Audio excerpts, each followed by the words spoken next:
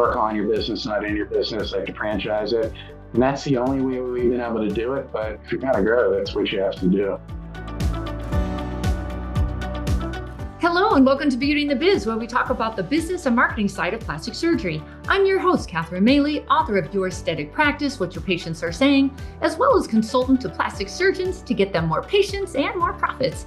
Now, today's special guest is Dr. Frederick Weniger. He's a board-certified plastic surgeon with an MBA from the Katz School of Business at the University of Pittsburgh, as well as founder of Weniger Plastic Surgery, a private practice in the Low Country region of South Carolina, where he's been for the past 20 years.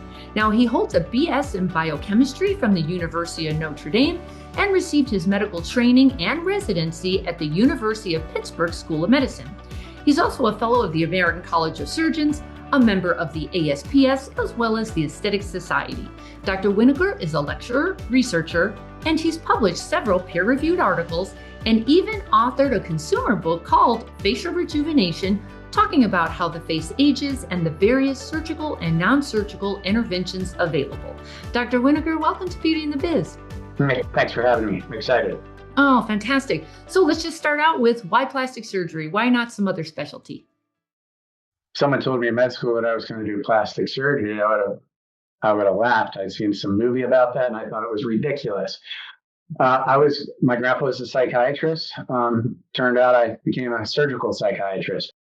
But the way I got there was I just liked everything. I just liked everything in med school. And then I decided, I kind of like doing things with my hands. I knew that.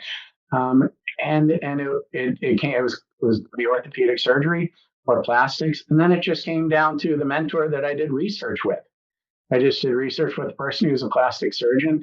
And I presented that tissue engineering was new. I presented at the first Tissue Engineering Society meeting on a business topic. It was about appropriation of value in technology commercialization. And it was a bunch of plastic surgeons. And they were talking about tissue engineering, this new thing. And I was like, these are my people. Because it was not just creative surgery, it was creative way of thinking. It was a new specialty. And that's how I came there, is because I just felt like I was comfortable with that side of the brain doing most of the work. Did you decide to go into private practice right away? Did you want to stay in the university and do research? What was your journey? No, I wanted to go into private practice right away. My dad was in private practice as an anesthesiologist. Maybe that had something to do with it. Although, and also he was the business president of a very big group. So we used to talk about things like that. Don't forget, I also had my MBA by that point. And even my wife said, I knew you could never work for someone else. I was just too excited to do my own thing. Part of it was the challenge.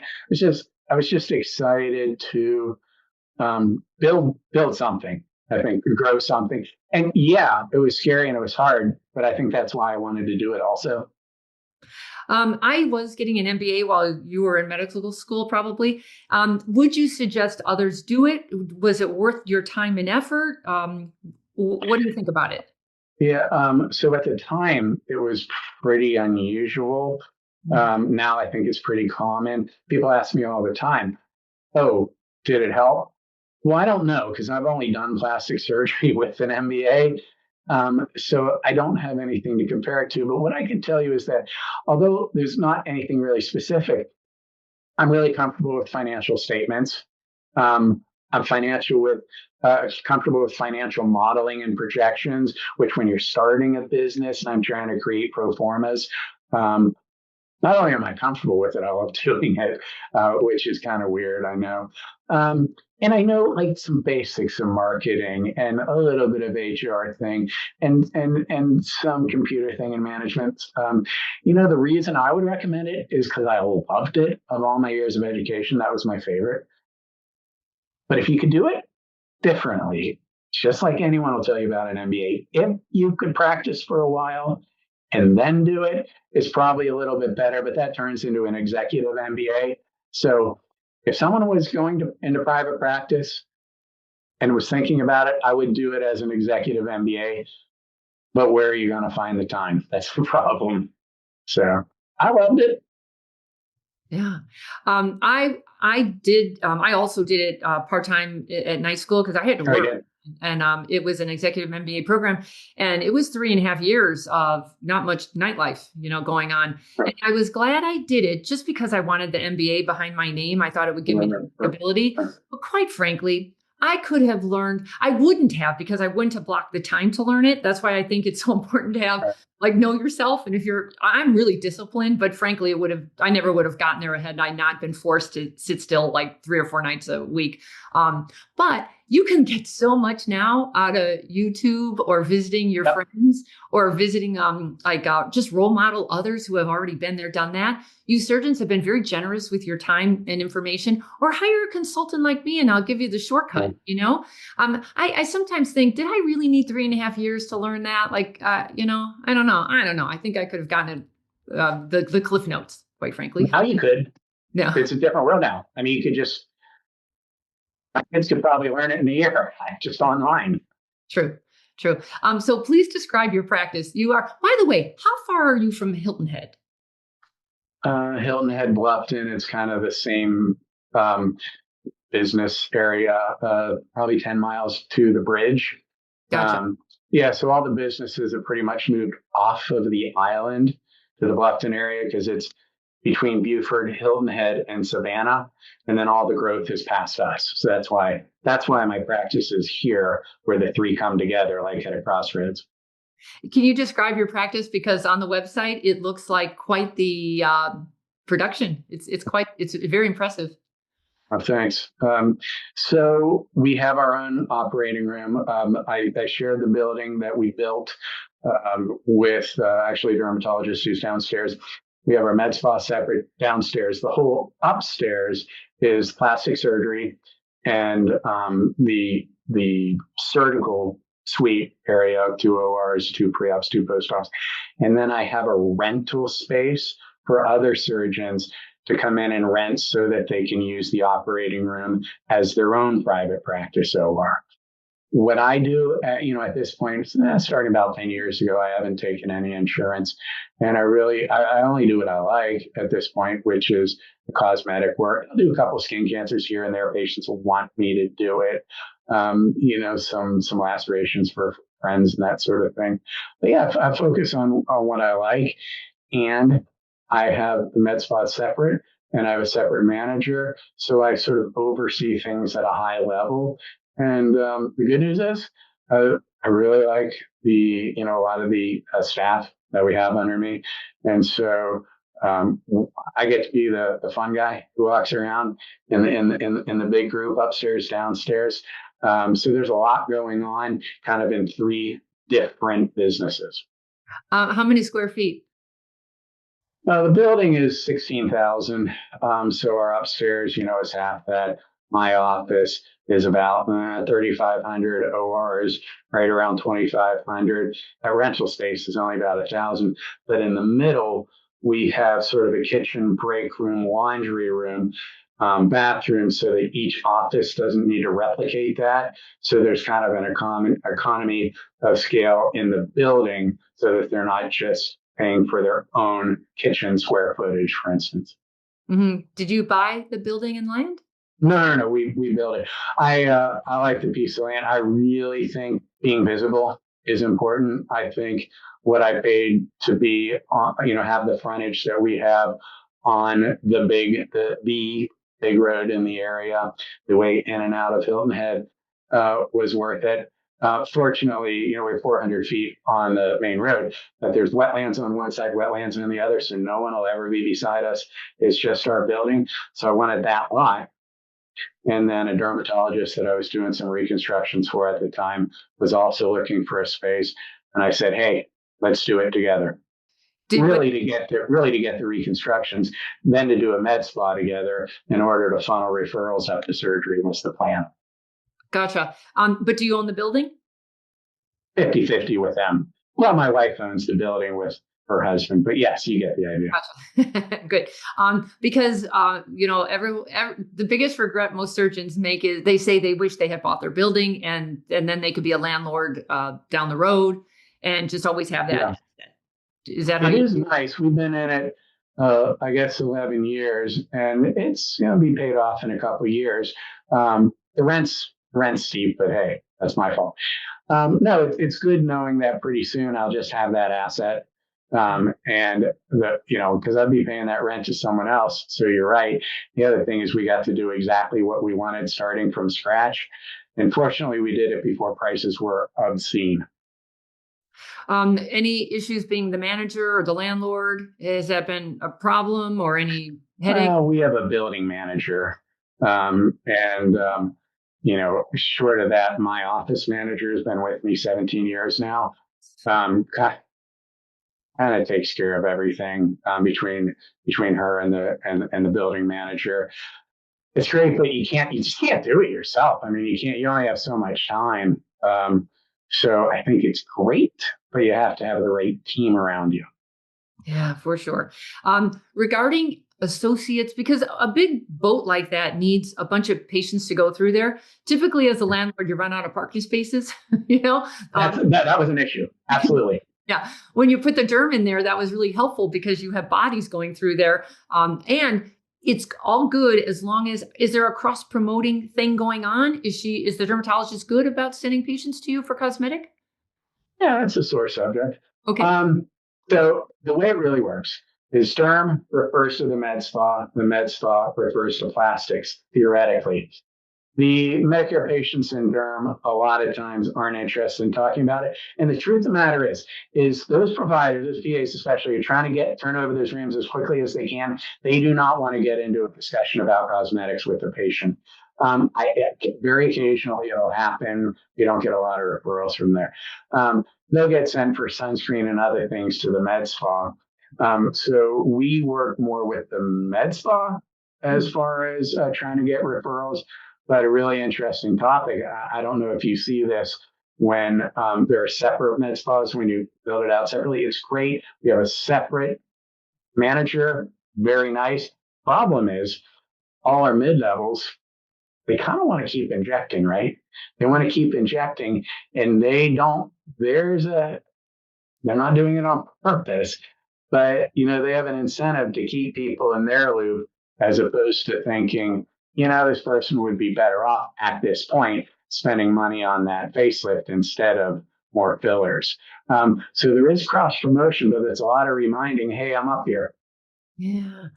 That will always be an issue because behavior, incentives dictate behavior. Yeah. So that's just an issue. It is. There are some creative ways around that, or to help that. But one of them is just get the right people to do the right thing to the right patients. I mean, after a while, I'm old enough where I definitely have had nurse injectors say to me, Catherine, really? I mean, it's time, I mean, and it's true because otherwise you're going to keep filling me and I'm going to look like a nut and I'm going to hate you, So, absolutely. I mean, the truth hurts sometimes. And there's too much of that. Yeah. So regarding the ORs, I heard the 2 ORs upstairs. So who's using those? Are you that busy or are you trying to share it with other surgeons? How are you working that out? Well, so if I had, right now, I don't have an associate or an employed surgeon. What I do is that separate rental space that I was talking about. That person, so today was one of my clinic days, Tuesday, Thursdays. It was his OR day. He has an office in Savannah, but he rents that OR here. It rents his office space and uses the OR while he's here. And then I use it Monday, Wednesday, and we kind of share every other Friday. I mean, neither of us has it Friday, but if he's got 3 days full for the week, great, do it. If I do, fine. If he's doing more than I am, great, because he's paying me for the OR. So no hard feelings.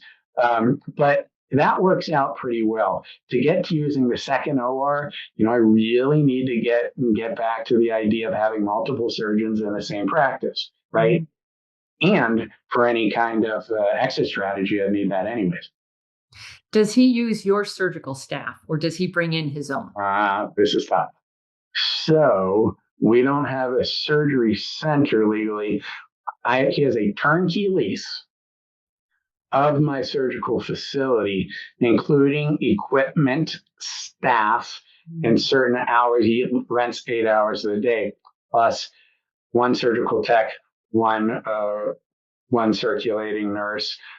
He contracts with anesthesia because I don't want to get in the middle of that. And there's also other people who are there anyways processing instruments. Does he bring his own first assist? Yes, sometimes, not always. Mm-hmm. So he leases a certain number of employees. Gotcha. So is the plan to bring on an associate or just rent to another surgeon who's also looking for OR space? Yeah, so the tough thing about renting to multiple surgeons in this state, the way it's set up as an office-based OR, turns out that I can't have two different practices renting the OR at the same time, one using room 2, one using room 1. If he's renting it, he has to rent the entire surgical facility for himself for the day. So it looks like the only way to do it is to have it under one practice, under one employee identification. I don't know. So that it would have to be all part of the same group. So you can say, hey, maybe we should join practices. Picking a partner is at least as important as picking a spouse because you spend a lot more time with them. So I haven't gotten there. I would rather start with someone more junior following me up and then eventually take over and hopefully buy out the operating room. Yeah, there's a lot of ifs there, but partnerships I wouldn't go into lightly. On this podcast, we have talked a lot about partnerships, and they are difficult at best. Not a lot of happy stories. Yeah.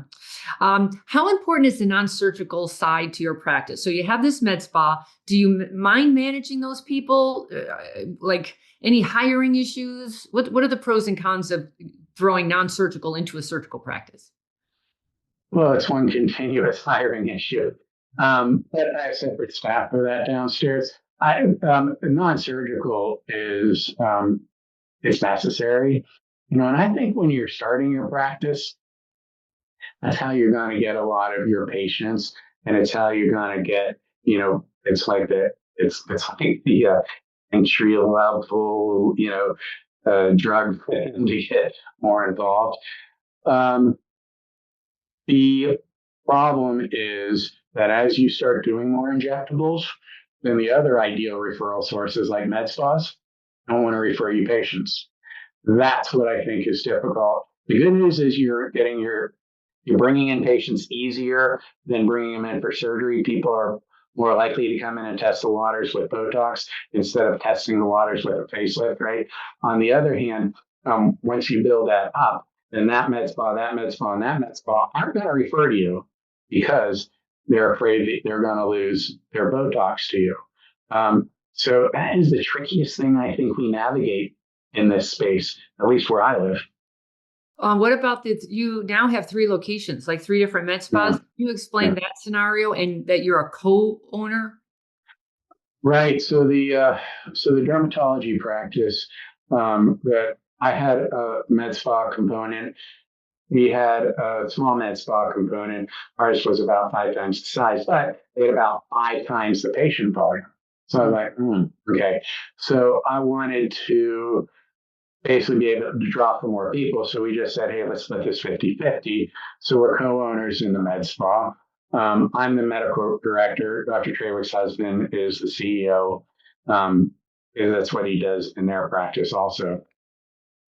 And then we have a separate manager, separate marketing, all different, reception, billing. And so what we got that as big as we could here and needed more space, but also people on the island, it's not far, don't like to cross the bridge, right? A lot of retired people. So we set up another location there. And then the next town over would be Beaufort to the north. We're crossing the state line to Savannah, or the Savannah area to the south. And we're just trying to, grow a bigger footprint because there are certain costs, administrative costs, that you're already paying. So at those other places, it's mostly, rent and cost of goods sold. So, we're trying to develop that market as much as we can. And frankly, at each location, we run out of square footage. That's our limiting factor. Oh, fantastic. You don't find it difficult to manage satellite offices where you're not there? Our med spa manager has a manager for both locations also. And when I say both, the one in Beaufort's very small and it's very new. And what Jasmine, the manager, will do is she'll sort of split time between the two without a particular schedule, so nobody knows where she's going to be on a certain day. And that works really well. Our mothership med spa location is in this building. When I say downstairs, is in our main building. The med spa on the island, that's the only place that I go anymore to do injections, and very little.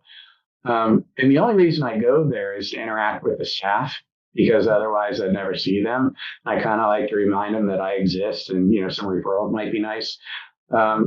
So I go to the island for that reason, and I'm sort of the walk around, shaking hands kind of leader, encourage people. What she does in the multiple locations is tough, but that's the only way you're going to grow is to try to figure out how to, replicate that. And it just comes down to good business systems, not here's how we do it here. We have to reproduce it the same way every place. I'm sure you're familiar with the book, the E-Myth Revisited. Build your business as, work on your business, not in your business, like to franchise it. And that's the only way we've been able to do it. But if you're going to grow, that's what you have to do. The smartest practices know a big part of their practice growth comes from retention, referrals, and repeat treatments, not just from new internet stranger leads. That's why I created the KISS Loyalty Club, a done-for-you system that keeps your patients returning, referring, reviewing, sharing you on social media, and completing surgery. Discover how KISS can grow your own practice revenues by visiting kissloyalty.com today. So you're happy with the different profit centers, having the cosmetic or having a dermatologist. Is that helpful to your business, or just it's helpful to fill in the building? It's helpful to the med spa.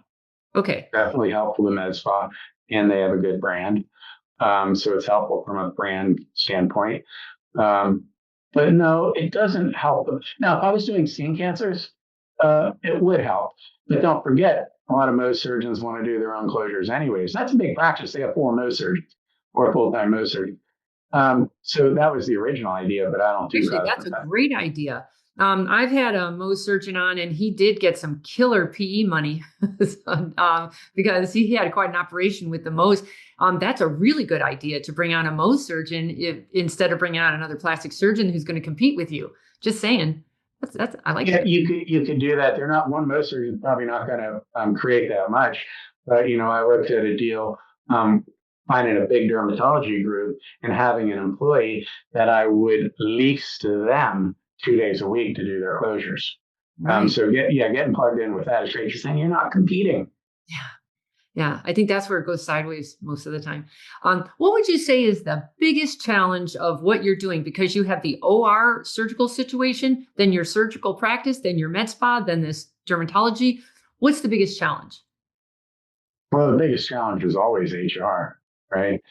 That's my experience. Is any tips for hiring or firing or motivating? Yeah, I'll tell you what. I've got a couple of things. The idea hire slowly, fire quickly. I think that's useful. We're trying to get a new marketing person right now. We're going through 5 or 6 people, trying to learn from the mistakes that we've done in the past. You get a good marketing person, you train them, and then they leave, which is a tough thing.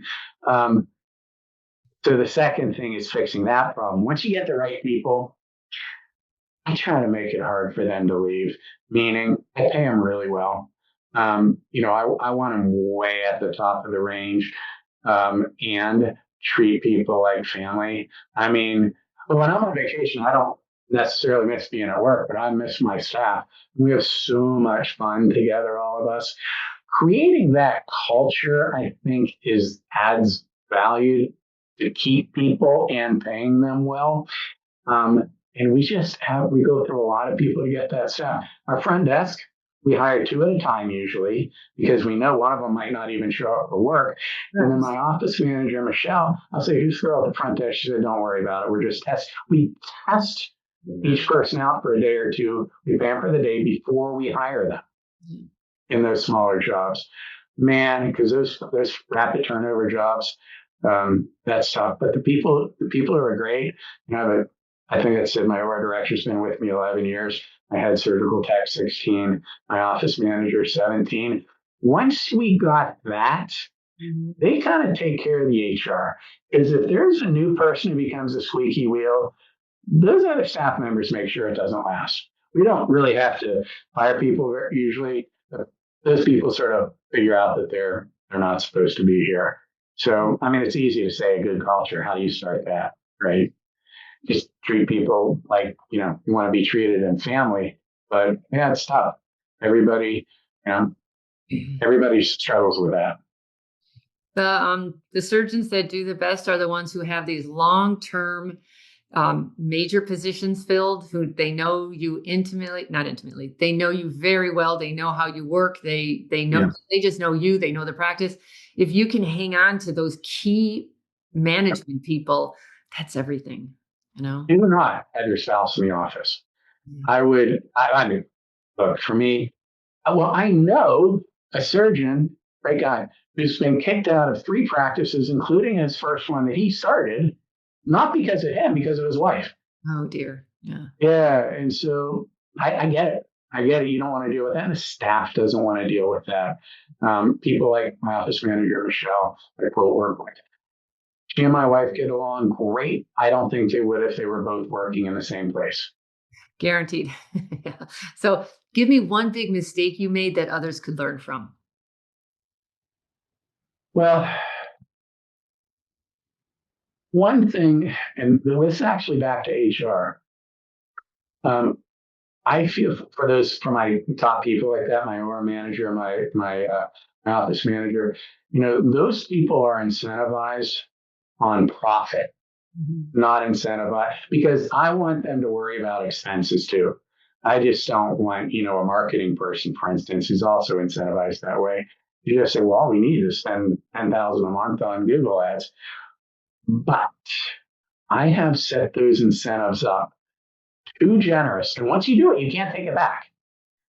I've made offers that once you add up this percent to this person, this percent to this person, my wife's like, wait a minute, how much are they getting? I'm like, well, they're never leaving. And they're like, yeah, you're never retiring.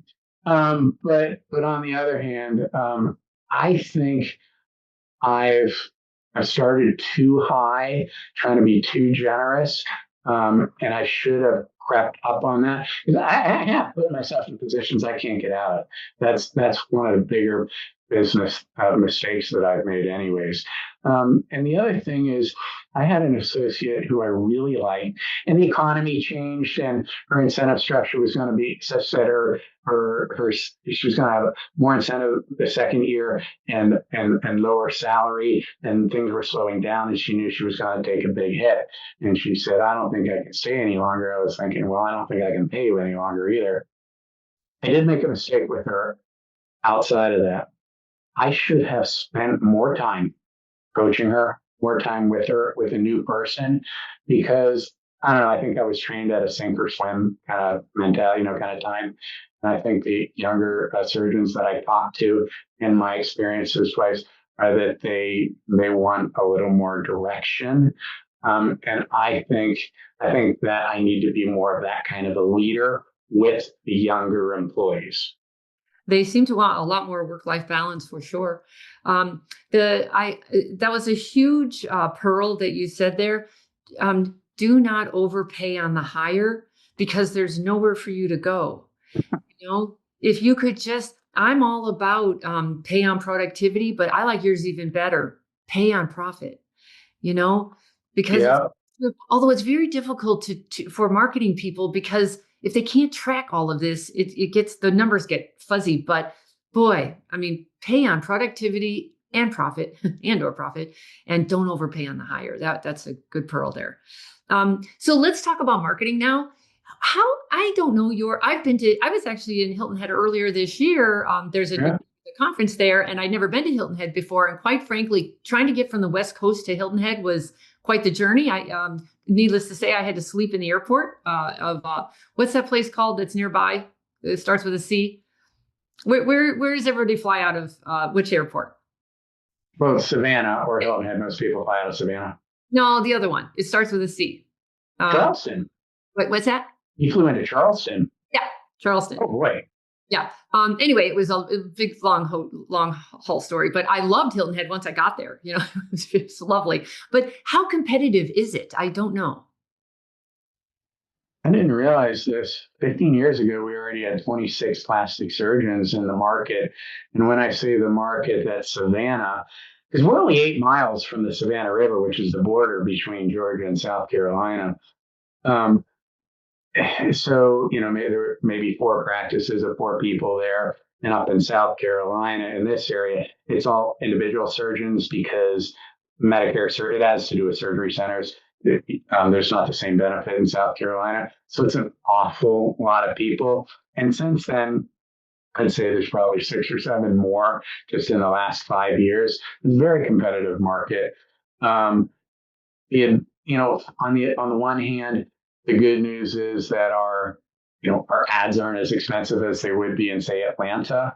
On the other hand, the ads aren't going to as many people as they would be going to in Atlanta. Mm-hmm. But it's pretty darn competitive. Gotcha. One thing that you did was really smart. You're from Bluffton, right? Bluffton, South. Yeah, Bluffton, Hilton Head, yep. Mm-hmm. Bluffton, South Carolina, and you've been voted best of Bluffton from 2009 to 2025. And that is amazing. Anytime, and this is for everybody, anytime you can get somebody else to say you're the best is an asset. And you have milked that for years. So how have you done that? That's really good marketing. Well, in this area, it was the biggest practice, probably as of about 15 years ago. In South Carolina, in the Hilton Head area. And don't forget, when you have people voting, well, I've got this med spa that sees 100 people a day. And so they have, they've got their constant contact. And, every time people check out, they get this card and vote for us and emails and, scan this. And when you get like flowers or a candy bar or something when you leave. And so a lot of it is each person comes in, you're trying to get them to do it. And then friends and family, but the med spa definitely helps. And then our staff, can vote once a day. We've got a lot of staff that vote once a day. We'll vote for us. We'll vote for Durham. We'll vote for the med spa, and they should be voting for all, that sort of thing. That helps from that standpoint. But hopefully there's some people out there who also like us. Right. Also, you wrote a consumer book a while back, the facial rejuvenation. Yeah. Has that been helpful to you? Well, it took a couple of years off my life. That's a lot of work. Yeah. I don't know that it was worth it, to be honest. Where it has come in handy, though, is if a person comes in for a consult, we give it to them kind of as something else to read. Or at the med spa, they can just have one. And if we do seminars, we give them out. That's how it's been helpful. And occasionally I'll see someone for a consult and say, oh, yeah, I know what you're talking about. I read that in your book. I usually tell people it's worthwhile if they have trouble sleeping. But it is really, it's something as helpful as a teaching tool. Not so helpful from a marketing standpoint. But once you have someone, engaged, you look at the different levels you're trying to get them to, cross this barrier. Once you get them to read the book, then it probably makes them more comfortable that there's some amount of expertise there. Right. I'll give you a few tips when we're done about how to market it, because that book should be a very big asset for you, and it should work. Mine has been unbelievable. It's name recognition, it's SEO, it's marketing like lead magnets. It gives you a lot of credibility when you can say author when others can't. There's a Right. lot to do with that book. But congratulations on that. I also took 2 years to write this darn thing. And it's so funny because it becomes this whole big project. And then when it narrows down, that's what takes you so long to get it to narrow down. So it's not Yeah. 500 pages. Oh my God, it's a lot of work. Okay. So let's talk about patient tastes and trends. Have they changed a lot throughout the years for you? I know BBL seems to be popular there, or what's changed and what's trending? Well, I think BBLs were a lot more popular a couple of years ago. When I'm doing a tummy tuck and lipo because I want to address the love handles at the same time, I think where I'm using fat more is the quote hip dips, as people call them now, sort of, myelin deformity, C-point depression. It's more of that fine tuning sculpting than, hey, I want a big butt because someone has one on TV. Thank goodness. I think that's trying to back down a little bit for I'm not saying that for aesthetic reasons. I'm saying the need to try to maximize the volume versus the safety of trying to maximize the volume. I think we need to be smart and conservative when we do it. So I'm glad there's not so much pressure to do it. We look at whether our facelifts on the rise again. Yeah, I think probably. And that's the nice thing about being in a retirement area. Well, it is one of the reasons I'm in a retirement area, though I'm doing faces. You knew you were going to get this filler fatigue. I think it's really different. I think that you can only fill so much. You got to address the drooping at some point. I think I've seen an uptick in that. It's a little early to say. I do have a lot of patients coming. They want a deep plane. You do the deep plane. Is it like deep plane face? Like it showed up yesterday. I mean, what was it? It was described first. Was it 1995, I think it was, and now all of a sudden it's a big marketing thing. I've seen that change. The word snatch gets used a lot by a lot of my patients today. Told me she had a snatched nose. I thought I'm still thinking about that one. I'm not sure what it means. Um, I think also that we've seen things come and go. Fillers were a thing when I started, certainly, but Botox was brand new in 2005. I mean, from a cosmetic standpoint, it wasn't like it is now. We've seen cool sculpting come and staying around, but then we saw other things like, wow, Kybella, that's going to be amazing. Came and went. Oh, came and went. So I don't really know what's changing in that world. I think the only constant amongst lasers is that every year we finally have the device that's going to tighten skin. That's been every year for 20 years now, so I think the story will be the same next year. But surgeries, someone asked me, I was at a meeting in Boca a couple weeks ago, what's new? I said, it's not a big thing. It's a bunch of small things. This might be a different twist on a rhinoplasty, little things like that. And I think 20 years into it, that's what I enjoy, going and seeing a little of this and a little of that. I can't just say, gosh, they just invented an operation on this body part.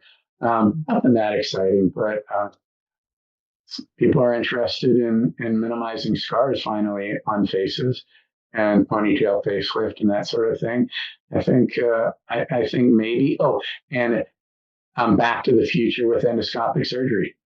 I was just going to say endoscopic surgery, less scarring, less Yeah. downtime. That's probably trending more. People want miracles overnight for sure, because the internet has taught them that. Yeah. So. Yeah, I think endoscopic surgery is great. I've always actually prefer doing some things endoscopically just based on my general surgery training. I think maybe more pushing what we can do that way would be interesting. But look, at the end of the day, if you have loose skin, you can't endoscope that away. It needs to be excised with scars, and that is a tough one to explain to people. Yeah, we don't want to hear that. Right. So let's talk about social media. You guys are Yeah. doing a pretty good job. You've got like 23,000 followers. Are you spending much time on that yourself, or what's your strategy there? Oh boy, I'm a really good example of who not to talk to about social media. First off, I'm not a social media person myself, so no, I'm not. Kind of a good idea person. Social media, man, that's a necessary evil. The place for it Depends on if you're asking your web SEO person, or, the younger employees in your practice. I think you're just trying to drive people to your website, right? Some people book directly, from the SEO. And what do you do with TikTok getting those people to actually have surgery? I think you're trying to create credibility, but having consistent brand in any of it is what's been challenging for us. I mean, I don't know that you can outsource it. I think outsourcing content, it just hasn't worked. I don't know how it could. Plus, someone needs to know your market for hashtags. It's just a tough one. And they need to know it for SEO, right? What towns are nearby. Well, and the big question is, who are you? So it needs you, it needs your staff, it needs personality and Yeah. authenticity. Do you spend any time on it yourself? I mean, how many Well, hours? I don't do this stuff, but I like doing the videos. I especially like the teaching things. We would tend to have sort of, you see the breakdowns of what you should do. One, sort of inspirational, one funny. I think you should probably be doing two that are educational, and you need maybe one or two before and after type things. I think when you can do before and after combined with video, that's a nice thing. I think whatever you do with video, short form videos is probably the way to go. What I'll do is keep track. We'll do monthly marketing, weekly marketing meetings. I want a dashboard showing me trends and things like that to look at. But actually creating the content, I'm like, no ideas. We need more and more than this. And then we'll have people looking at other accounts, seeing what's going on. I think you follow I think you look at the best people. You look at maybe Chachi Cow, how did he get the ponytail facelift to be the ponytail facelift? If you, gosh, this is embarrassing. St. Louis facial plastic surgeon. I Yeah, Nyack. Is he doing any unusual surgery? No, he is nothing special. Incredible brand, great videos. I don't like videoing in the car. That's the whole thing. But anyways, he gets great things with the photos. You get to that point, patients come to you because they saw you with someone a photo. Now they'll do a photo. They'll do a video. And that's a huge hurdle. How do you get patients to regularly do photos? It's enough to get them to consent for their photos, on facial surgeries, before and afters. I think, you just have to you look at these things. I want to see the masters. I mean, the people who have really, maybe not Dr. Miami, but things like that, and try to figure out what the heck are they doing and try to reverse engineer it. That's what we've tried to do. I'll tell you what the answer is. They tell me all the time. It's a numbers game. 1 out of 10 will say yes. The other 9 won't do it. You have to do a ton of surgery to get the proof. So there's no secret to that. And you have to ask, we've gotten better. We've decided that I have to be the one that asks. Yep. I was uncomfortable with it. I'm getting more used to it. We have a card, and if someone's happy, I'll say, listen, if you ever do social media, it really would help us a lot. Here's this card. All you have to do is scan this thing, Google review. You don't have to say what you did, but we would really love it. And they say, oh, do it. I say, well, that's great. We'll look forward to seeing it, because they'll never do it. I try to say, we'll look forward to seeing it. But we're constantly massaging how to do that. I can't think of too many things to focus on in marketing that are more important to getting the permission to use the photos for your website and your social media, because you can have the best plans, but without the photos, good photos, your before and afters, the person took those before and afters, they're not lined up right. Oh my goodness. It's so important, photos. Consumers, the 2 top things are they want to look at your photos and they want to look at your reviews.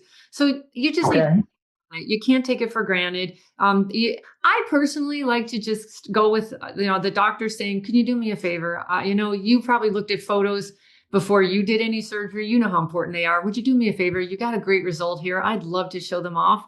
and just get everything you can out of it. Crop Yeah. until comfortable. At the end, if they won't do the photos, you say, can I just at least show them internally?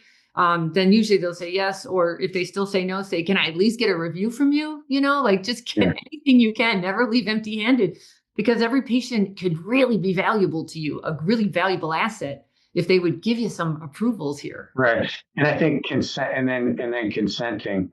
Well, we've got a photo consent, and it says for books in the office, for the website, for, trying to get, can we at least get something, and people are, I think it's an age thing. I think it's the younger people sometimes are like, why didn't you put my photos up?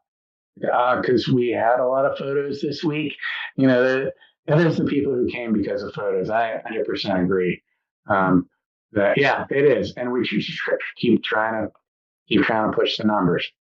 Just keep asking everybody. Some will say yes. Yeah. So we're going to wrap it up. Tell me something we don't know about you already. Well, I look different when I'm not at work. Uh-oh, you're across. I lay pretty low. My son and I, we like to spend a lot of time outdoors, boat fishing, that sort of thing. So people won't recognize me at Home Depot working on whatever I'm working on, a boat trailer. Keep my hat down though. I've got some fishing shirt on, maybe some cargo pants or something like that. And my wife's like, you need casual clothes. I said, I have a lot of casual clothes. She said, no, those are your old work clothes and those are your fishing clothes. You don't have casual clothes. I'm like, well, those are the only two things I do. So yeah, this is not me outside of work. I hear you. I wear a baseball cap all the time. Yeah. There you go. You wouldn't recognize me either. But thank you so much. If anybody wanted to get a hold of you, your website is called Weniger Plastic Surgery, and that's spelled Weniger, Weniger. And then your Instagram is also Weniger Plastic Surgery. Yeah. Is there any other way people could get a hold of you, or can they email you on your website? Absolutely. And if they just say, they're another doctor wants to talk to me about something, that's always fun, right? Sharing ideas. I would love it. Actually, if someone has any, I'd love to meet people out there. I would love if anyone wants to share some ideas with me. That'd be great. Okay, you heard it here. Go ahead and reach out to them. All right. Thank you so much. It's been a pleasure talking with you. And everyone, that's going to wrap it up for us today on Beauty and the Biz. If you would so kindly subscribe and review, that would certainly help me grow the audience. Also share this with your colleagues and your staff. And then if you've got any questions or feedback for me, please leave them on my website at catherinemaley.com, or you can certainly DM me on Instagram at catherinemaley.MBA. Thanks so much, and we'll talk again soon. The fastest way to success is to model other successful surgeons who have what you want, but you can only see their results, not the path they took to get there. So you continue to jump from one thing to another, hoping to find something that will work for you too. But it rarely does. So try this shortcut instead. It's guaranteed to move you forward. I compiled my intellectual property to grow cosmetic revenues, everything I've gleaned over the years, into one playbook of the most successful practices and what they do to win. Go to cosmeticpracticevault.com and let's grow your cosmetic revenues.